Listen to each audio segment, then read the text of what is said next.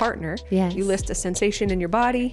That's an unarguable thing. Nobody can argue with a sensation in your body. And then the emotion you're feeling. And she taught at one of the conferences that you guys hosted that there's these 5 primary emotions. And she said them in a rhyme, like in a mnemonic that was sad, mad, glad, scared, excited. You remembered? Yes. No, I'm remembering that. And I want to just provide one context for the sensations. Mary said something really beautiful because it's an inarguable statement. What that assists us to do is to drop the blame rather than you made me feel this way. You yelled at me and you know what I mean? It drops that. It's just, I'm feeling this sensation. Sorry, Mary, I didn't mean to interrupt you. You didn't interrupt at all. And that's exactly what you're saying is exactly, there's something in here that's so powerful. So Julie, one of the tidbits in this book is we're always moving out. Our goal is always moving out of blame and into responsibility, which is something I just, like that to me is an essential skill. Like Tone would say, write that down, move ourselves out of blaming the other and into responsibility of self. And so I was going to say, you know, there's all these stories when we get going about our partner did this or they did that or our ex, whatever it is, these big, long stories when really she stood up and she taught there's only those 5 emotions. And it's a really clean way to look at it and say, all right, like, what am I really, if you feel stuck or something, like, what are you really feeling? Are you sad? Are you mad? Are you glad? Are you excited? Are you scared? Are you a combination of any of those? All of them, maybe? And just like if you feel like in a stalemate with someone that you love, no matter who they are, a partner, a mom, a friend, a coworker, come back to the simple things if you have to. Like, what is the emotion? Are you feeling sad? Is there a loss? Are you mad? Is there an anger? Or is it because of an obstacle that you're facing? Are you excited? Are you scared? Is there a fear or a threat that you're facing? Like, just get simple with it and you know, simplify instead of some big long story that takes, you know, 20 minutes to explain.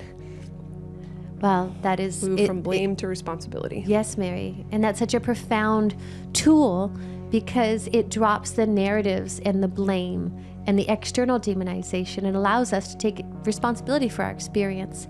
And that's loving. It's loving to take responsibility. It's loving to drop our blames. It's loving to drop our judgments of the other. It's loving to know that, hey, you don't have to charm me. You don't have to entertain me. You can simply be who you are, and I see you.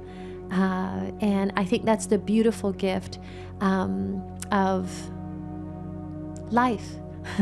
That's a beautiful gift of love, is piercing that lens of, you know, the projections and seeing the beautiful, kind soul that is, you know, behind those layers, perfect and whole, as am I, as are you, whoever is listening. You know, that's where we all meet.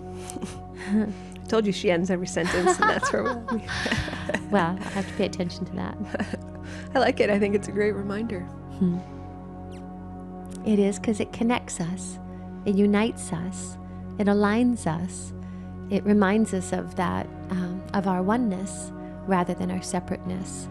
And I find that to be a beautiful lens and a beautiful reminder.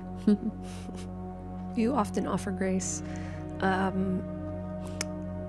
before going to bed, before getting in the car. What I mean by that is anytime you and I have had any kind of disturbance. Or misunderstanding. That's a better word for it. I tend to go to my room and think about the misunderstanding.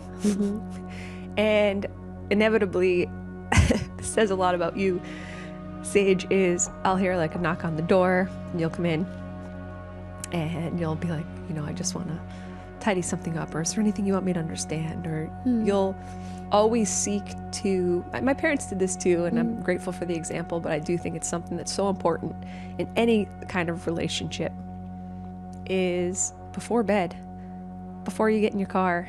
Yes. Just because life is that precious. To lean in, you know, to lean in and to offer, because, you know, if you think of love being, you know, attributes of it or an expression of it is gentleness and kindness. If you weren't that, if I wasn't that in a moment, if I was harsh in my words, or if I was short, or if I was curt, or, you know, and in the moment that I come back to a clarity of mind and heart, I want to take responsibility for that and clear that for you and for me. You know, for you and for me. It feels unpleasant to be in a state of fear, to be in a state of resistance. So to come and offer kindness is not only kind to you, it's kind to me. So for those of you who are listening, and life is offering us that opportunity every moment. And I pray out of, this entire conversation, if you have one takeaway, just the reminder that your presence, the reminder that your smile, the reminder that your tone of voice, a glance matters to your children, to your beloved, to your parents, to your friends, to your co-workers.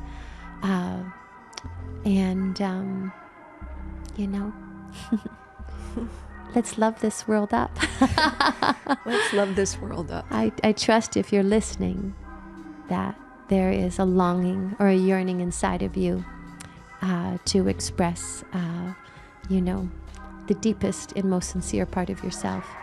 And I think life is offering us that opportunity every moment. So don't miss that opportunity to love. We don't need an excuse. We don't need a reason to love. Thank you for tuning in. Thank you for your open hearts, your open minds. And thank you for walking this path. We'll see or hear from you again. Somewhere in this existence. Yes, love you. Thank you.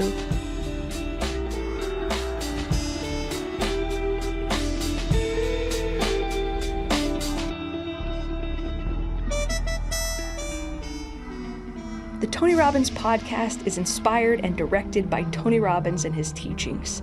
It's produced by us, Team Tony. Copyright Robbins Research International.